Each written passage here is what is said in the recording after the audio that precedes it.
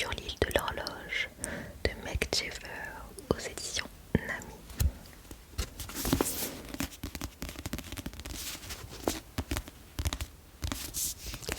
Alors je l'ai presque terminé. Comme vous pouvez le voir, je suis à la page 237, chapitre 19. Et il y a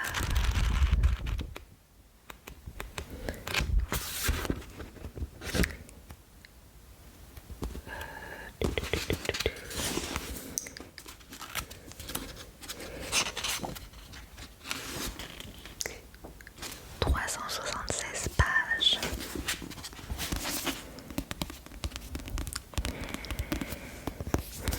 Je vais pouvoir vous faire un petit update sur celui-ci. Donc en gros, dans ce roman, on a Jack, un auteur à succès de livres jeunesse qui mêle aventure et énigme. Il vit sur l'île de l'horloge, seul avec Hugo. Hugo, c'est celui qui fait les illustrations de ses livres. Et on a Lucie qui travaille comme qui travaille dans une école comme assistante. Et dans cette école, elle rencontre un petit garçon de 7 ans. Je crois qu'il a 7 ans. Christopher. Il a perdu ses parents et il est resté une semaine chez Lucie avant d'avoir une famille d'accueil. Et Lucie, elle adore ce petit garçon et souhaiterait l'adopter. Et Christopher, pareil, aime vraiment beaucoup Lucie et il aimerait qu'elle soit sa nouvelle maman. Mais malheureusement, Lucie n'a pas d'argent et en plus, elle est criblée de dettes. Et on sait tous que pour pouvoir adopter, il faut de l'argent. Donc la demande d'adoption est refusée en fait.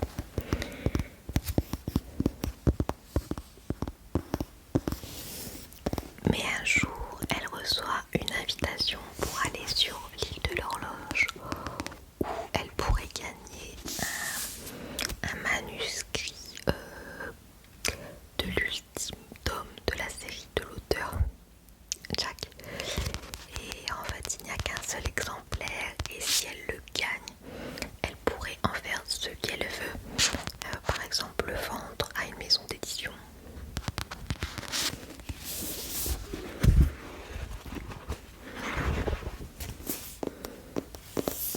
Et donc là, après, c'est dans une petite aventure avec des jeux, des devinettes, etc. Avec d'autres participants, bien entendu. C'est vraiment cool. Cette lecture est vraiment émouvante. J'aime les personnages, j'aime l'histoire. Le début m'a donné les larmes aux yeux, franchement. C'est un roman vraiment émouvant. Je ne m'attendais pas à autant aimer quand je l'ai acheté.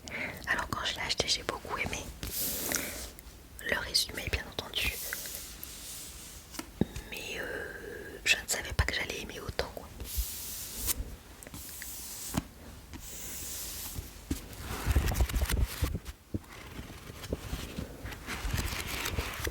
Et en plus, ça change des livres que je lis habituellement. Parce que là, on n'est pas du tout dans de la fantaisie.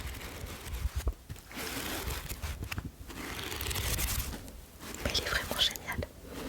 Alors, il n'y a pas de romance. Enfin, s'il y a une petite romance, on va dire, qui se construit. Mais c'est vraiment 1% du livre, hein, d'accord?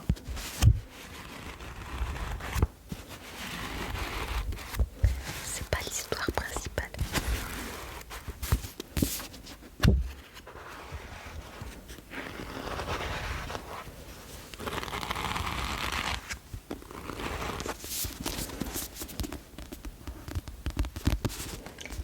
Voilà pour celui-ci.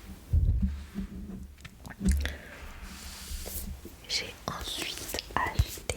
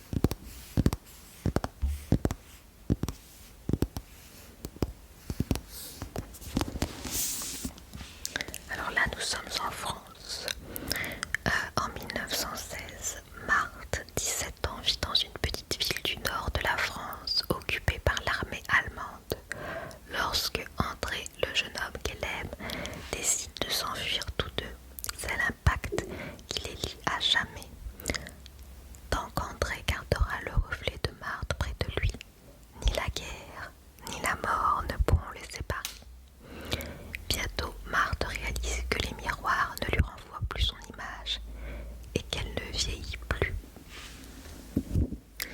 Ça a l'air d'être super. J'adore le résumé. On se demande s'il n'y a pas du fantastique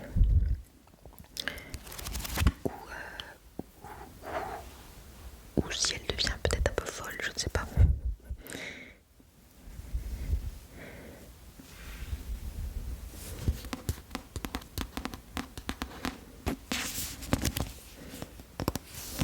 Celui-ci fait combien de pages?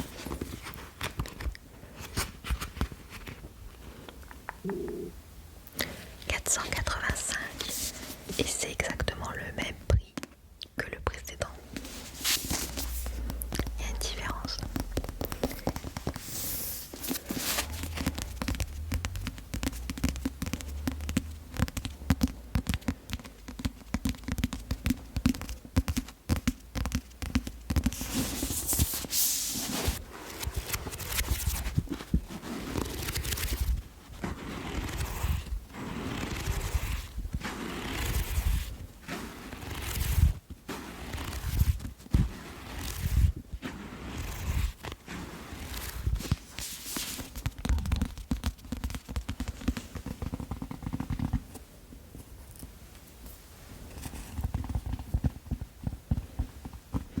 Là par contre, c'est un tome 1.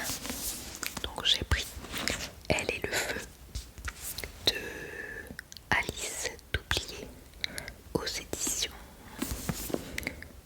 Hachette. Ouais, c'est ça. Celui-ci, il étouffe le vide.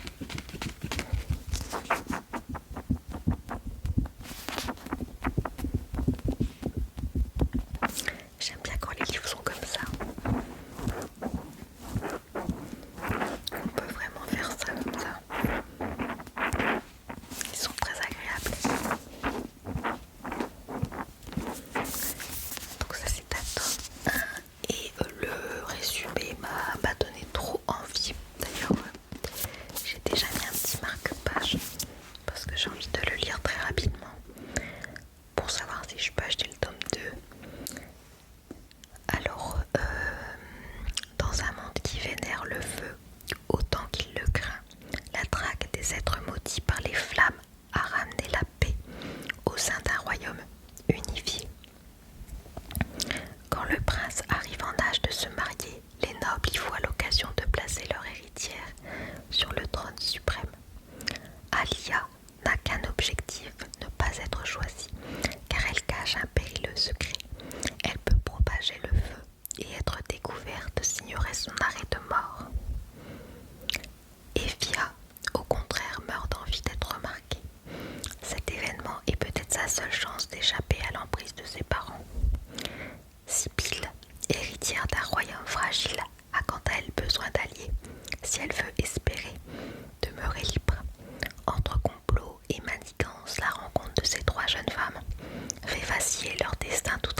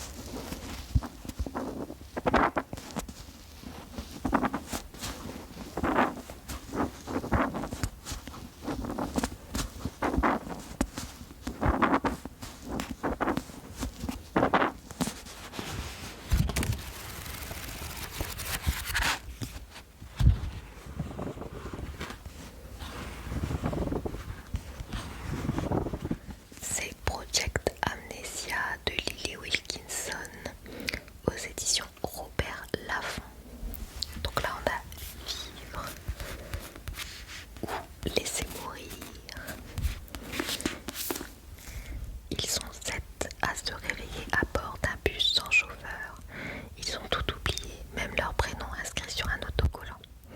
Parmi eux, Cécile, Nia et Paxton semblent liés par un terrible secret. Bientôt, on les force à résoudre des dilemmes moraux. Et vous, choisiriez-vous de vivre, quitte à laisser mourir? Genre le résumé il est cool, le résumé donne envie. Après à voir s'il est bien.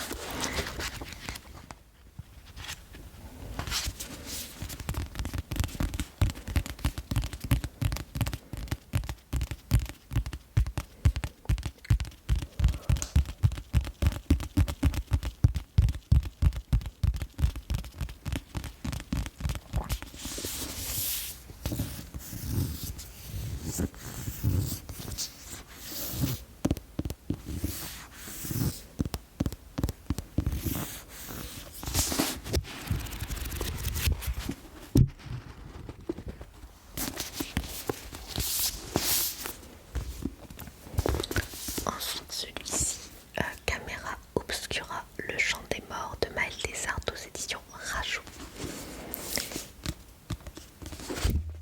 Il y a un chasse-page comme ça.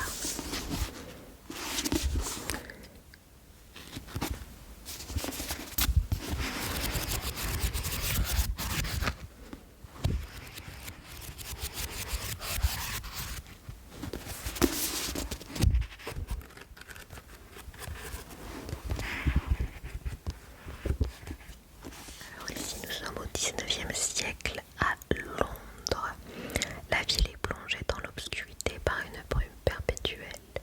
Plus inquiétant encore, certains cadavres se relèvent.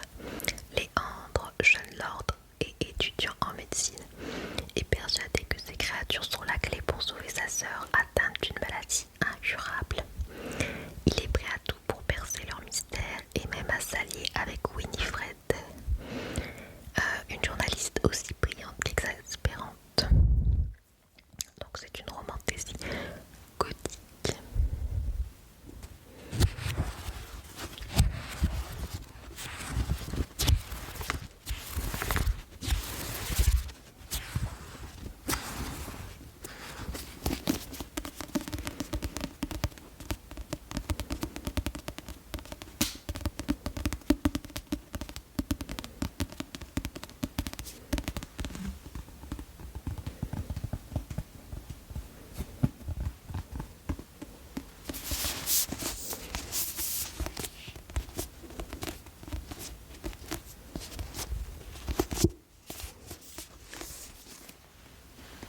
J'ai pris également celui-ci, One for My Enemy, de Olivier Blake aux éditions Michel Lafon. Donc c'est l'autrice de la série best-seller Atlas Six que je n'ai pas lu. D'ailleurs j'ai lu de très mauvais avis sur ce livre-là. Donc voilà. Mais celui-ci me tentait beaucoup plus que Atlas Six. Ouais, quand j'avais lu le résumé, ça ne me plaisait pas du tout. Là, on est à New York aujourd'hui.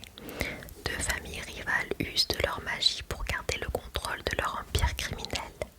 D'un côté, les sœurs Antonova, aussi rusées qu'impitoyables, répondent aux ordres de